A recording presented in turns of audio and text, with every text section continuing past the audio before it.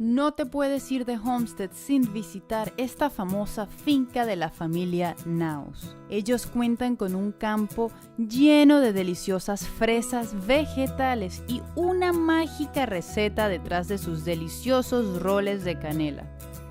Tomás, uno de los socios y dueños, nos mostró cómo junto con su familia y un maravilloso equipo de trabajo logró alcanzar este resultado.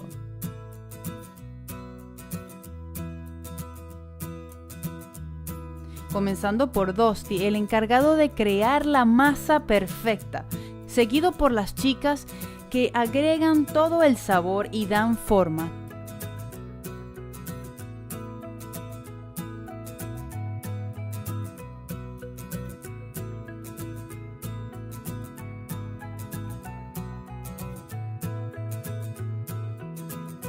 Terminando con Mario, el encargado de que estos deliciosos roles lleguen a sus hogares con la textura y el sabor perfecto. Pero eso no lo es todo. Esta finca crea de todo un poco, desde su propio grano de café, pies, galletas y hasta deliciosas malteadas. Todo hecho con productos locales o de fincas de alrededor con el propósito de ayudar a su comunidad. Ahora, cabe mencionar que el comienzo de esta famosa finca fue por una galleta, pero dejaré que el mismo Tomás les cuente la historia. So, now you're going to tell me the story about the cookie. The cookie story.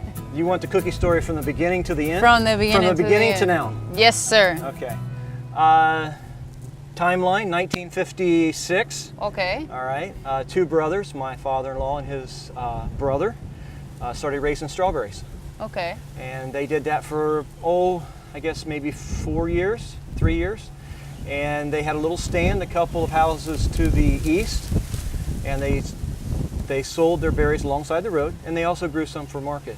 A gentleman tasted my mother-in-law's cookie and said, you know, these are good enough to sell. So with her two daughters, little babies, young daughters, she started making cookies whenever she could, and gradually started making more and more baked goods to sell as she had time. When they moved into this building in 1959, they put up a little bakery, and they actually lived in this building until 1966 when they moved to the house next door. So my wife was raised in a barn, and where you saw the oven room and you saw the cinnamon rolls, that used to be the bedroom. Wow. Yeah. Okay. So that's that story. But anyway, the cookies turned into bread, turned into cakes and cinnamon rolls. And now cinnamon rolls are probably our most popular item, but we continue to make some cookies and cakes and bread as well. Nice. Now that's about what's that? Next year will be 60 years we celebrate strawberries, and of course the bakery was a little bit further down the road than that. She was in the bakery for about 10 years.